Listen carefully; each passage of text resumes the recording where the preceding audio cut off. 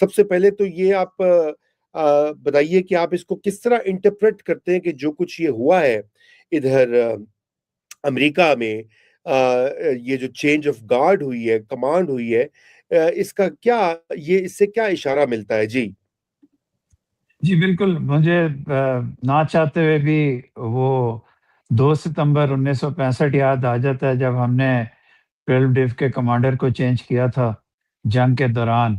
تو مجھے تو وحشت ہوتی ہے جنگ کے دوران، جب کیونکہ اخنور آپ لینے لگے تھے اتنی قربانیاں دینے کے بعد، تو ایوب صاحب نے اس ڈر سے کہ انڈیا اٹیک کر دے گا، انہوں نے ڈیف کمانڈر چینج کر دیا. اس کے بعد انڈیا نے نینی کیس اٹیک کر دیا. اس کیس میں جی یہ جو کیبنٹ آف ایمیچور ٹیلنٹس ہے، یہ پروفیشنل ایڈوائس نہیں لے سکتے. بہت دفعہ یہ پوچھا گیا ہے، آپ سے بھی بہت دفعہ پوچھا ہوگا گیا ہوگا کہ here is a political system where the presidential system affords experts, the best of the best in its institutions, the State Department, the National Security بالکل. Council, the DOD, and everywhere. So how come they keep getting into these missteps and these, and especially this war? تو اس کا جواب یہ ہے جی، جنگ کے دوران I am sure, اور میں نے اور آپ نے اسپیکولیٹ بھی کیا تھا پچھلے پروگرام میں، کہ ایک ریزن ٹرمپ کا اس جنگ سے نکلنے کی کوشش کرنے کا یہ بھی ہوگا کہ finally somebody must have had the courage in the military to tell them کہ look, this is going nowhere, you're going to lose out on this. تو وہ اب پسند نہیں آیا ان کو.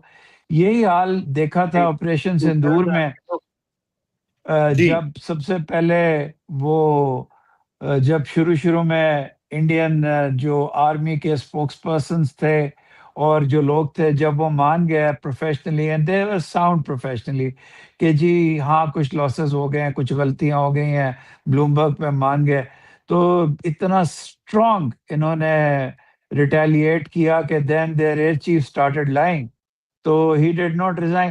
اس کیس میں اٹس ویری ایویڈنٹ جی، گراؤنڈ انویژن کی یہ تیاریاں کر رہے ہیں، بھیجنے کی کوشش کر رہے ہیں، اور اینڈ گراؤنڈ انویژن کے تھریٹ سے پہلے you change the military guard and not more than one officers during a war. During a war, people don't like it. Means کہ وہ کسی چیز پہ آپ کی اعتراض کر رہے ہیں. You need yes men. Ideologically یہ بھی ایک ideology ہے. This is جی بالکل. they're working on Zionist ideology کہ we should turn. کوئی بات ہے جی، دیکھیں جنگ کے دوران کرنے والی we'll turn Iran into stone age. This itself is a war crime. اور وہ ہیکسٹ لکھ رہا ہے، ٹویٹ کر رہا ہے stone age. This looks like a bunch of teenagers who get high on small things. تو اس لیے وہ جو پروفیشنل سولجرز ہیں جی، وہ دے ہیو کیریئرز، اور میں نے ان کے ساتھ انٹریکٹ بھی کیا. U S army is one of the most grounded لوگ ہوتے ہیں. ان کی کوئی فلیشی کنٹونمنٹس بھی نہیں ہوتی، ان کے پاس پجیروز اور 4 ویلرز بھی نہیں ہوتے. Even there generals once they retire, they go to the local library, they study there, they talk to strangers. So it's very different. تو انہوں نے کہا ہوگا کہ you are taking the US down the wrong path. تو ان کو پسند نہیں آیا. It's evident، اور یہ سامنے بھی آ جائے گا جی. گراؤنڈ انویژن، اس میں ہاں جی گراؤنڈ انویژن ہی کی میں بات کرنا چاہ رہا تھا کہ یہ جو اسپیکولیشن یہ ہے، اب یہ ظاہری بات ہے ڈیٹیلز تو نہیں ابھی آئیں، لیکن اسپیکولیشن یہی ہے، اگر آپ دیکھیں مغربی میڈیا بھی، کہ وہاں پہ گراؤنڈ انویژن کے حوالے سے جو خدشات فوجی سربراہ کے ہیں، کہ جب وہاں پر ہزاروں امریکی فوجی دستے اتارے جائیں گے، اور اگر ان کو جو نقصان ہوگا، جو باڈی بیگز کا خدشہ ہوتا ہے ہمیشہ امریکہ میں، یہ غالباً وہاں پہ بھی ایک پوائنٹ آف ڈپارچر آیا ہے. لیکن آئی ڈونٹ نو، آپ پلیز کنٹینیو کریں سر. ہاں سر، اب وہ یہی ہے، ایک تو باڈی بیگس کا ہوگا، پھر یہ ہوگا، میں جرنیلوں کی یو ایس کی، انہوں نے کہا ہوگا کہ sir we can't assure you that we'll be able to hold Kharg Island. And sir, we cannot assure you that we can continue something on the Straits of Hormuz or anything, because there are many imponderables جو professionally do's or don'ts کا دیتے ہیں، debate میں ہوا ہوگا. اب وہ جب انہوں نے سیدھی بات کی ہوگی، پسند نہیں آیا ہوگا.